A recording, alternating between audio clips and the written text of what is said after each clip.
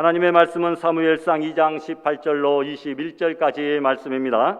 구약성경 411페이지에 있습니다. 한 목소리로 다 같이 봉독합니다. 사무엘은 어렸을 때에 세마포 에봇을 입고 여호와 앞에서 섬겼더라. 그의 어머니가 매년 드리는 제사를 드리러 그의 남편과 함께 올라갈 때마다 작은 겉옷을 지어다가 그에게 주었더니 엘리가 엘가나와 그의 아내에게 축복하여 이르되 여호와께서 이 여인으로 말미암아 내게 다른 후사를 주사 이가 여호와께 간구하여 얻어 바친 아들을 대신하게 하시기를 원하노라 하였더니 그들이 자기 집으로 돌아가매 여호와께서 한나를 돌보시사 그로 하여금 임신하여 세 아들과 두 딸을 낳게 하셨고 아이 사무엘은 여호와 앞에서 자라니라. 아멘.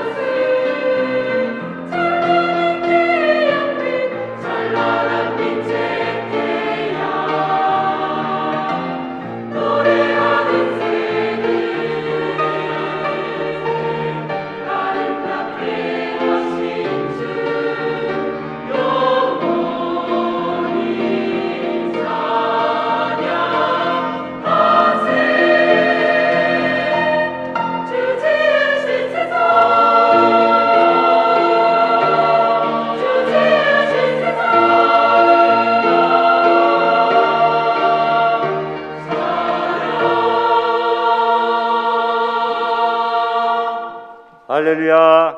아멘. 감사합니다.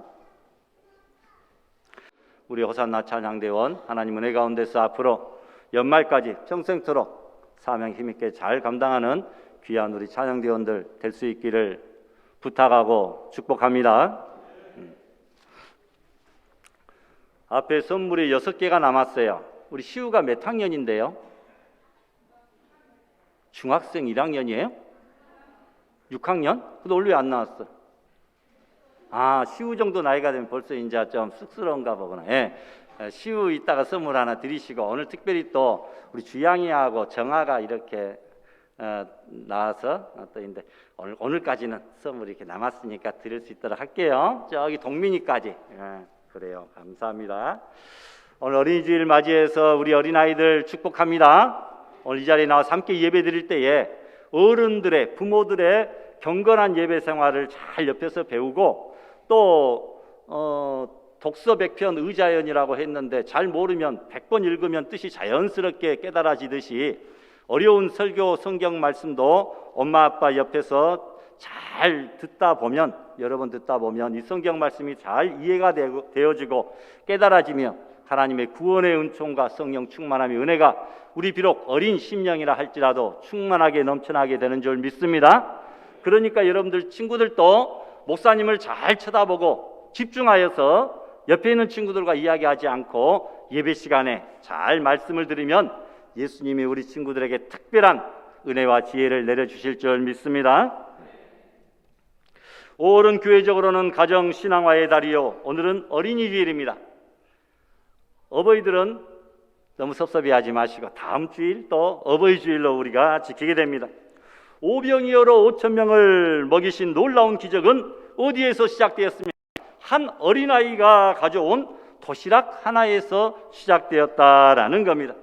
하나님은 어린이를 통해서 큰 것을 이루게 하시고 큰 일을 이루게 하시는, 깨닫게 하시는 그런 분이십니다. 성경에 보니까 어린아이가 장성하여 결국은 그 자녀가 부모를, 그리고 나라를, 민족을 구원하는 것을 보게 됩니다. 형제들로부터 버림받아 이방 나라로 팔려왔던 소년 요셉은 결국은 애굽의 총리가 되어 흉년 중에 목숨을 부지하기 위하여 자신을 찾아온 부모와 형제들을 영접하여 구원시켰습니다. 이처럼 어린이가 부모의 양육을 받아 성장한 후에는 오히려 나중에는 그 부모와 형제를 구원할 수 있는 위치에 이르게 됩니다. 어린아이가 지금은 돈도 들어갈 때도 많고 손도 써줘야 될 때가 많고 시간도 뺏길 때가 많지만, 여러분, 우리 어린아이들은 또 좋게 말하면 여러분들의 노후 보장 자산들이에요. 그 어린아이들이 나중에 다 부모님들에게 효도하고 공경하고 봉양하고 또 심지어 먹여 살리고 또 구원시키는 그런 역할을 자녀들이 결국은 하게 된다라는 겁니다. 또한 자녀가 결국은 민족까지 구원하죠. 하나님의 이름이 이방 사람 골리앗에게 모욕당하는 것을 분이 여긴 어린 소년 다윗이 돌멩이 들고 나가 적장 골리앗을 물리쳤고 계속하여 하나님의 인도하심을 따라 성장하여 결국 이스라엘 나라의 지도자가 되어 백성을 구원하고 인도하였다고 하는 사실입니다. 처음부터 거창한 장군이 나라를 구원하는 것이 아니라 처음부터 어렸던 그 소년, 미약했던 보잘것없는 그런 자녀들이, 어린아이들이 자라서 나라도 구원하고 민족도 살리고 가정도 구원하는 그런 일들을 결국은 행하게 된다라는 것이죠. 요셉은 아들 모세를 안고 젖먹이면서 너는 비록 지금은 바로 공주의 아들이 되었지만 히브리 사람이라는 것을 잊지 말고 이 민족을 반드시 애굽에서 해방시켜라고 항상 가르쳤습니다. 그 결과 모세는 이스라엘 민족을 애굽에서 구출해내는 지도자가 되지 않았습니까? 디모데는 그의 어머니 로이스와 할머니 유니게가 믿음으로 잘 양육하였기에 훌륭한 믿음의 사람으로서 초대교회의 훌륭한 지도자가 되었습니다. 그러므로 여러분들의 자녀들의 앞날은 부모들의 신앙에 달려있다는 것을 명심해야 됩니다. 또한 여러분의 앞날은 자녀들의 신앙에 달려있다는 것도 깨달을 수 있기를 바랍니다. 어린이는 하나님께서 은혜로 주신 귀한 선물입니다. 그들은 가정의 유업을 이어받을 소망이며 나라의 미래를 책임질 일꾼들입니다.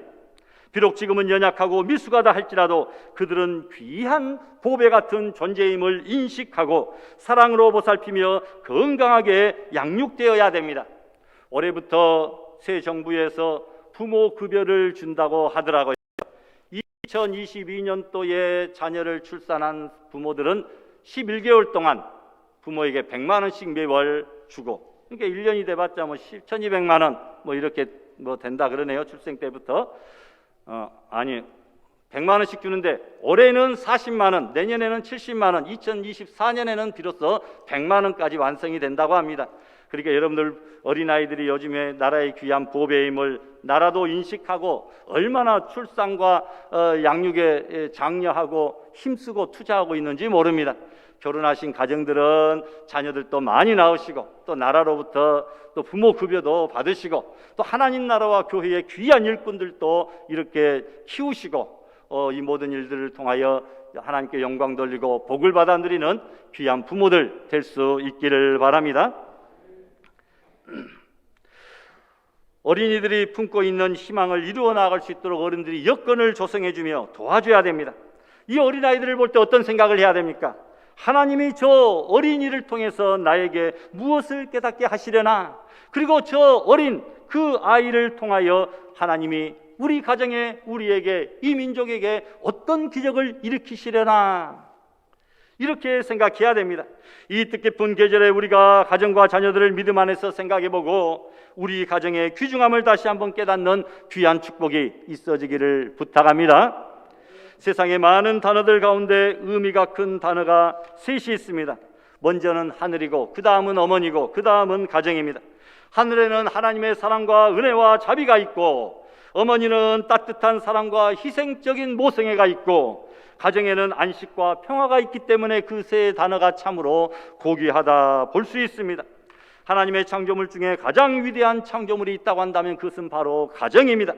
하나님은 우리들에게 천국의 모형으로 가정을 주셨습니다. 그래서 가정은 작은 천국이 되어야 됩니다. 그런데 이 시대의 가정의 모습은 그렇지 못한 가정들이 많습니다. 우리나라에 무너지는 가정들이 너무나 많습니다. 그런데 여러분, 모든 것을 다 잃어도 가정이 있으면 아직 다 잃은 것이 아니지만, 그러나 모든 것을 다 가졌다 할지라도 가정을 잃으면 모든 것을 다 잃는 것이다. 이 사실을 기억해야 됩니다. 세계 평화도 좋고, 사업의 성공도 좋고, 출세도 좋고, 이름을 날리는 것도 좋지만 먼저 가정을 행복한 가정으로, 하나님을 경외하는 믿음의 가정으로 만드는 것이 더 시급하고 중요한 일이라는 것이죠. 가정이 건강하면 이 세상과 사회가 건강합니다. 사회의 기본 세포가 가정이기 때문입니다. 그러나 가정이 병들고 갈등이 많으면 이 사회가 병들고 나라의 갈등이 많아지게 됩니다.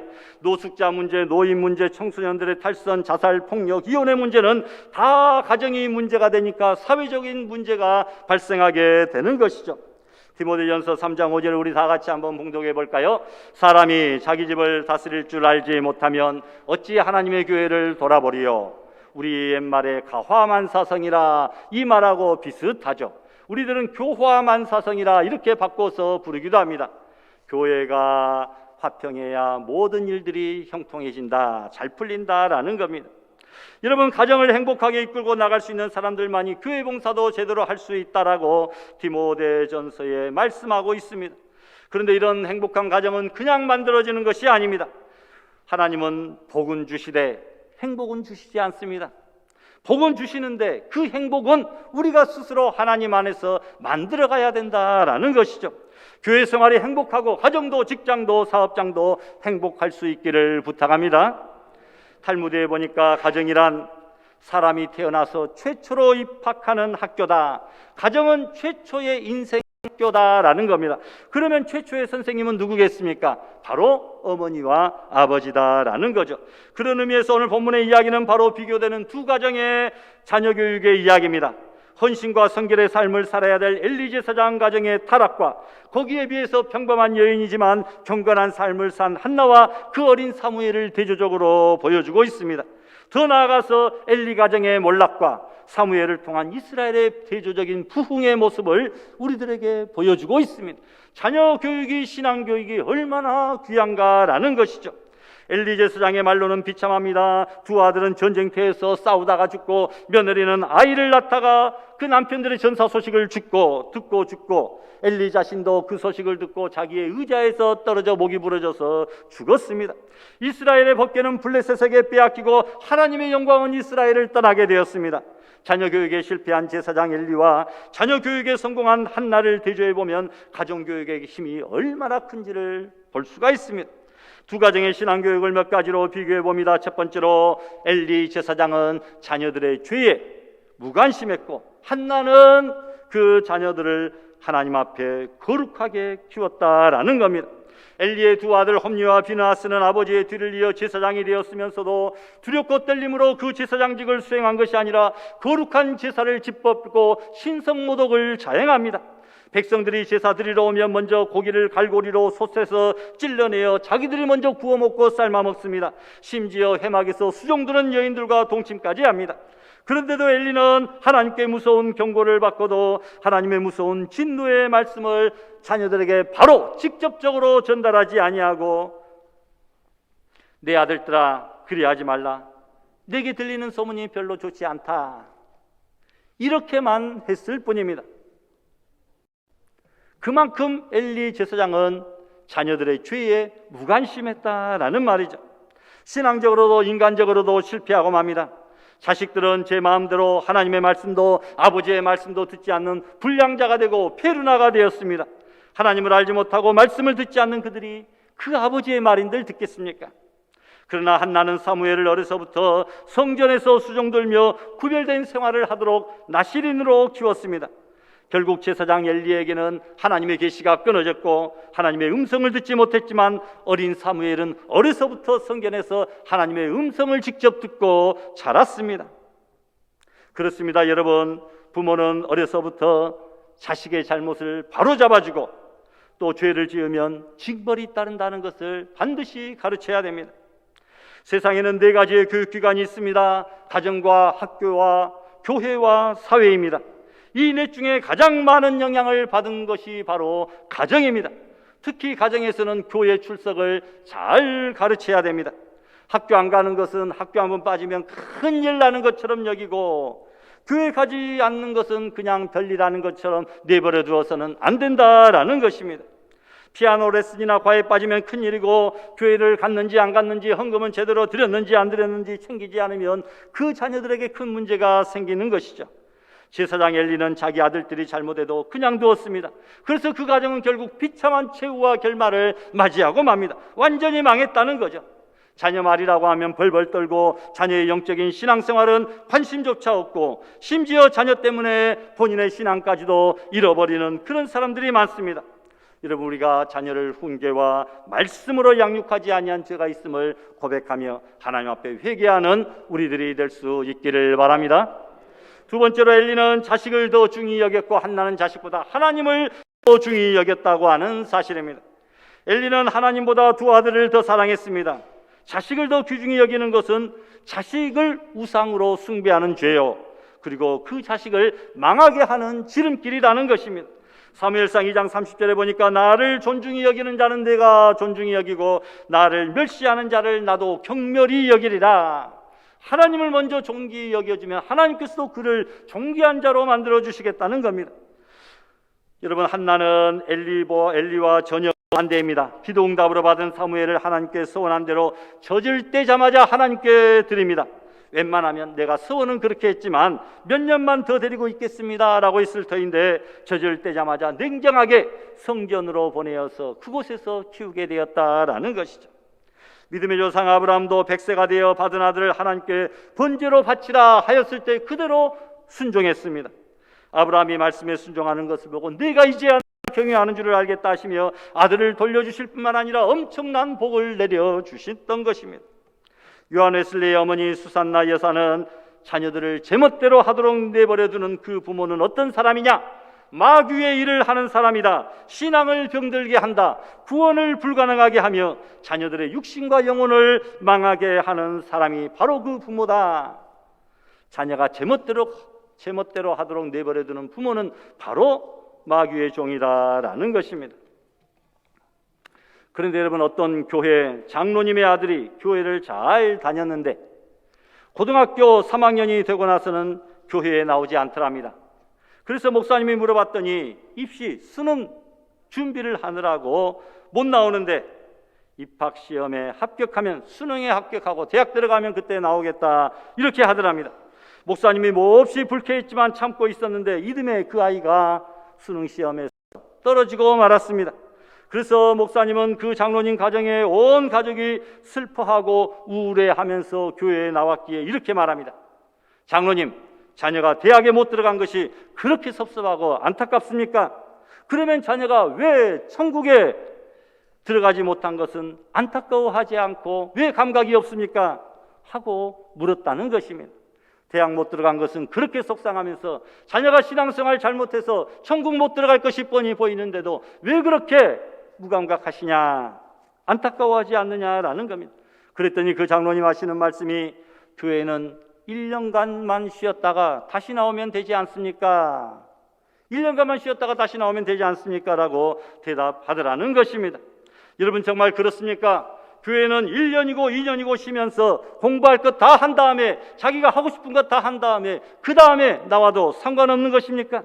아닙니다. 우리 주님은 말씀하십니다. 너희는 먼저 그의 나라 그의 의를 구하라고 말씀합니다. 그리고 하나님의 선하시고 기뻐하시고 온전하신 뜻이 무엇인지 분별하도록 하라고 분명히 말씀하고 계시는 줄 믿습니다. 여러분, 여러분의 자녀들이 지금 있는 곳에서 본교회 아니면 있는 객지에서 지난주 교회 예배에 참석했습니까? 여러분들은 아시잖아요. 지난주에 우리 자녀들이 교회 예배에 참석했는지 안 했는지. 참석하지 않았으면 모르긴 몰라도 그 지난주에도 참석하지 않았을 가능성이 거의 90%입니다. 한 달 내내 참석하지 않았을 거예요. 1년 내내 참석하지 않았을 겁니다. 신앙생활을 제대로 안 했다는 것이죠. 그렇다면 구원받지 못했다는 것입니다. 결국에는 대단히 죄송하지만 그 자녀는 이렇게 살다가는 결국에 지옥에 갈 수밖에 없다는 것입니다. 성경에 자식은 여호와의 주신 기업이라고 했는데 자녀들 신앙생활 제대로 못 시켜서 구원받지 못하고 지옥에 간다는 것은 자녀 기업이 적자가 났을 뿐만 아니라 부도나고 도산난 상태요 쫄딱 망해버렸다 이런 말입니다. 그것은 누구의 책임이냐? 그 기업을 맡은 부모의 책임이 크다라는 겁니다. 보통 우리가 금쪽 같은 내 새끼 눈에 넣어도 안 아플 얘기라고 조금만 다치고 피나고 화상 입고 넘어지면 그렇게 속상하고 마음 아프고 기분 나쁘고 소화 안 되고 그러면서 평생토록 아니 영원토록 지옥 형벌 받을 것을 생각하면 자기만 천국에 가더라도 그것이 천국이고 좋겠습니까? 천국에서 살아도 천국이 아닐 것입니다. 이번 주 여러분 미션을 드립니다. 지난주에 주일학 교회 예배에 참석하지 아니한 여러분들의 자녀들에게 이번 주에는 반드시 전화를 걸든지 찾아가든지 하셔서 이 말씀을 반드시 해 주시기를 바랍니다. 지옥 이야기, 너 그렇게 살다가는 지옥 간다. 여러분 왜 자녀들에게 말씀대로 살면 천국 간다는 그 말만 합니까? 뒤에 말도 있잖아요. 왜 뒤에 말을 생략합니까? 그렇게 살지 않으면 너는 지옥 간다. 지옥 간다는 말을 분명히 해줘야 되잖아요. 지옥 이야기도 반드시 여러분 이번 주 미션으로 한번 꼭 전달할 수 있기를 부탁합니다. 네 자식이 옆집 아이보다 성적이 떨어지면 그의 부모들은 안달합니다. 그래서 학원도 더 보내고 야단법석입니다. 내 자식이 다른 아이들에게 얻어터져서 울며 들어오면 그의 부모는 아이를 닥달하면서 왜 바보 마냥 그렇게 맞고 다니느냐, 너는 손이 없냐 발이 없냐 하면서 때린 아이의 부모를 찾아가 한바탕 소란을 벌이기도 합니다. 그런데 내 자식이 어찌하여 내 자식이 사탄에게 마귀에게 공격당해서 다른 아이들보다 신앙이 뒤떨어지고 믿음이 뒤떨어지고 교회에 다니지 않고 있는데 왜 무사태평합니까? 여러분 야단법석을 떨어야 되죠. 찾아가서 왜 바보마냥 너는 사탄에게 맞고 다니고 있느냐, 손이 없냐 발이 없냐 하면서 그 마귀에게 찾아가서 대판거리 싸우든지 자녀를 혼내든지 해야 되지 않겠습니까? 내 자식이 귀엽고 사랑스럽거든 구원받아 천국 가게 해야 될 것이 아닙니까? 자식 구원시키지 못한 것이 얼마나 큰 죄악인지 우리들이 기억할 수 있기를 바랍니다. 그래서 하나님보다 자식을 더 귀히 여기지 마시고 자녀보다 하나님을 더 귀히 여기는 성도들이 되시기를 바랍니다. 마지막입니다. 엘리는 기도하지 않았고 한나는 간곡한 기도의 사람이었습니다. 사무엘상 1장 12절 보니까 한나는 오래 기도하는 사람이었고 간절히 깊이 있게 기도하는 사람이었습니다. 얼마나 간절히 기도했는지 엘리가 볼 때에 술 취한 사람인 줄 알았다 이렇게 말했겠습니까? 한나는 어려운 문제를 기도로 해결한 사람이고 대적 분인나로 인하여 억울하고 분한 것을 사람에게 불평하거나 이야기하지 아니하고 모든 문제를 하나님 앞에 기도로 해결했던 사람입니다. 기도하고 구한 것은 받은 줄로 믿는 기도의 사람. 자녀를 주겠다라고 하는 그 말을 듣고 다시는 돌아가서 수척하지 아니하고 하나님 앞에 음식을 먹고 예배를 기쁨으로 드렸던 사람입니다. 그런데 영적 지도자인 제사장 엘리는 이 성경 본문 말씀해 보니까 기도했다는 말이 단 한마디도 나와 있지 않습니다. 엘리에 관련된 내용 중에 엘리가 하나님 앞에 기도했다, 제사장이면서도 기도했다는 말이 단 한마디도 없어요. 그러니까 영의 눈이 어둡고 영의 귀가 어두워서 간절히 기도하고 오래 기도한 한나를 술 취한 사람이라 잘못 판단합니다. 기도하지 않은 엘리 자식들은 타락하고 방탕하다가 블레셋과의 싸움에서 대패하고 법궤도 빼앗기고 나라도 망칩니다. 기도의 사람 한나의 아들 사무엘은 영적으로 큰 회개운동, 기도운동, 부흥운동을 일으켜서 나라를 구원하게 됩니다. 그렇습니다. 여러분, 위대한 신앙의 사람 배후에는 거의 다 기도의 부모가 배후에 있었음을 보게 됩니다. 우리가 잘 아는 성 어거스틴의 어머니 모니카는 방탕한 아들을 위하여 여러 해 동안 기도하고 눈물을 흘려도 응답이 없어서 유명한 감독에게 찾아가 상담하였더니 눈물로 기도하는 어머니의 자식이 결코 망하는 법이 없으니 가서 계속 기도하라, 이 말을 듣고 더욱더 힘써 기도했더니 탕자 어거스틴이 성자 어거스틴으로 변모하게 되었던 것입니다. 가난하여서 못 입히고 못 먹이고 못 가르쳤어도 눈물로 기도하며 키운 자식이 잘못된 경우가 없습니다. 기도로 키운 자식이 하나님을 버리고 결국은 불효자식이 됩니다. 자녀들의 미래는 여러분이 하나님 앞에서 흘린 눈물의 기도의 양에 비례한다고 하는 사실이죠. 자녀는 부모의 말로 자라는 것이 아니라 부모의 기도하는, 예배하는 뒷모습을 보고 자라납니다. 그런데 오늘날 믿는 가정의 자녀들이 교회에 안 나오는 것을 가만 내버려 두는 것은 얼마나 통탄할 일인지 모릅니다. 하나님께서 맡겨주신 그 기업을 잘못 운영하고 있습니다. 자식을 위해서 눈물로 기도하고 금식 기도를 해서라도, 곡기를 끊어서라도, 국회의원들은 자기 뜻대로 안 되면 단식 투쟁이라도 이렇게 하더라고요. 5일도 좋고 10일도 좋고 한 달도 좋더라고요. 여러분, 자녀들 앞에서 단식 투쟁이라도 해가면서 하나님 앞에 자녀 구원을 위하여 기도하고 그들 앞에서 신앙의 본을 보여주는 그런 우리들이 될 수 있기를 바랍니다. 중요한 것은 우리 크리스찬 부모들은 자녀들에게 일시적인 관심사와 절대적인 관심사를 절대 혼동하지 않도록 깨우쳐야 됩니다. 일시적인 관심사는 뭡니까? 세상의 부귀, 명예, 성공을 말합니다. 그러나 절대적인 관심사는 천국의 영원한 생명과 구원을 의미합니다. 세상에서 모든 것을 소유했어도 영원히 구원받지 못하며 모든 것을 잃어버린 사람이지만, 세상에서 모든 것을 잃었다 할지라도 천국을 소유했으면 모든 것을 가진 사람임을 우리가 깨달을 수 있기를 바랍니다. 중요한 것은 자녀들에게 신앙을 물려주는 것입니다. 성경은 신명기 6장에 보니까 내가 명하는 이 말씀을 너는 마음에 새기고 자녀들에게 부지런히 가르치라 말합니다. 성도는 목회자 수준을 결코 뛰어넘을 수 없고 자녀는 부모의 수준을 결코 넘어설 수 없습니다. 백문이 불여일견입니다. 백마디 말로 권면하는 것보다 부모가 행동으로 한번 보여주는 것 훨씬 효과적이다. 신앙교육은 말로 하는 것이 아니라 몸으로 하는 것입니다. 자녀들은 부모의 신앙 상태를, 영적인 상태를 교회의 목사님보다도 더 잘 알고 꿰뚫고 있는 존재가 바로 자녀들입니다. 그러니까 자녀들 무서운 줄 알아야 됩니다. 교회 목사님보다 여러분들의 영적 신앙 상태를 자녀들이 더 잘 알고 있다라는 것. 그러니까 말로 가르치려고 하지 말고 몸으로, 행동으로, 실천으로 본을 보이라는 것입니다. 자녀를 낳거든 제일 먼저 다른 데 가기 전에 교회에 데리고 나와서 예배 드리고 예물 드리고 축복 기도 받아야 됩니다. 예수님도 난지 8일 만에 예루살렘 성전에 가서 비둘기한 쌍을 드리면서 한류 예식을 거행하였습니다. 아이들이 자라면 유아 세례 받게 하고 부모는 어떻든지 그 자녀를 책임지고 예수님께로 인도해야 됩니다. 그들의 수준에 맞도록 가정에서 예배도 드리고 헌금하는 법, 기도하는 법, 성경 읽는 법, 좋은 습관도 가르쳐야 됩니다. 고슴도치도 제 새끼를 기워한다고 하였습니다만 하물며 사람이야 오죽하겠습니까? 그 귀엽고 사랑스럽고 눈에 넣어도 아프지 않은 자식들이 복되게 살아가게 하기 위하여서 여러분 무엇을 남겨주겠습니까? 돈 많이 벌어서 많은 재산을 유산으로 남겨주겠습니까? 아니면 돈 많이 들여 최고 학부에 공부를 시켜주겠습니까? 다 필요한 것이지만 더더욱 중요한 것은 신앙의 유산이라는 말입니다.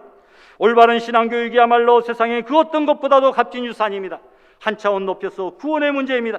자녀들이 구원받아 영원한 천국에 들어가느냐 아니면 영원한 지옥에 들어가느냐, 이 문제, 바로 이것을 명심해야 됩니다. 서양 속담에 그렇습니다. 자식을 빌어먹게 하려면 재산을 남겨주고 자식을 성공시키게 하려면 신앙과 신념을 남겨주라. 부모들이 범죄하고 타락하면 자녀들이 그대로 따라합니다. 부모들이 성경 읽고 기도하고 찬송 부르면 자녀들도 그대로 따라합니다. 예배 잘 드리고 주일작 성수하면 그것도 따라합니다. 그래서 훌륭한 자녀들 뒤에 반드시 훌륭한 신앙의 부모가 있습니다. 문제 있는 자녀는 한 명도 없습니다. 뭐 문제 없는 개가 없다, 뭐 이런 프로그램도 있죠. 문제 있는 자녀는 없습니다. 다만 문제 있는 부모가 있을 뿐입니다. 부모가 문제일 때 자녀가 문제가 됩니다. 링컨은 말합니다. 하나님 없는 중등교육은 작은 도둑 만들고 하나님 없는 고등교육은 큰 도둑 만든다. 우리가 자녀를 예수님의 제자로 삼지 않으면 세상이 우리 자녀를 마귀의 자기의 종으로 삼게 된다고 합니다. 한국교회 놀라운 부흥을 경험했습니다. 그런데 그 부흥의 불길이 사라지고 있습니다. 원인이 있는데 부모에게 부어진 성령의 불길이 그 자녀들에게 신앙의 전수가 온전히 이루어지지 않고 있기 때문이라는 것입니다. 하나님께서 부모인 우리들에게 주신 그 영성이 자녀들에게 그대로 전달되지 않는 것은 기성세대 부모들의 우리의 책임입니다. 부모가 자녀들을 손잡고 교회에 데리고 나와야지 교회 교사들에게만 맡겨버리면 안 된다는 것입니다. 자녀의 신앙교육 부모의 책임이라는 것이죠. 1차적으로. 그래서 여러분 3대가 모여 예배 드리는 교회, 부모의 믿음을 자녀들에게 전수하는 교회, 그리하여 천대가 복을 받는 그런 가정들이 될 수 있기를 부탁합니다. 말씀을 맺습니다. 하나님이 우리에게 가정 주신 이유가 있습니다. 자녀들 결혼해서 애 낳고 잘 살고 손자보다가 늙어 죽는 것, 그것 해라고 가정을 주신 것이 아닙니다. 우리 가정을 통하여 하나님께 영광 돌리는 삶, 예배드리는 삶, 구원받는 삶을 살라고 자녀를 주신 것인데, 그것은 몰라보고 팽개쳐놓고 자녀들이 자녀 낳고 학교 가고 결혼하고 직장 가고 성공하고 돈 많이 벌고 그것이 우리 인생의 목표인 것으로 착각하고 있는 그런 사람들이 너무나 많다는 겁니다. 우리 자녀들이 영적으로 건강하게 자랄 수 있도록 하나님께 영광 돌리는 삶을 살 수 있도록 더욱 기도와 예배에 힘쓰시고 좋은 가정, 믿음의 가정을 만들어가는 성도들 되시기를 주님의 이름으로 축원합니다.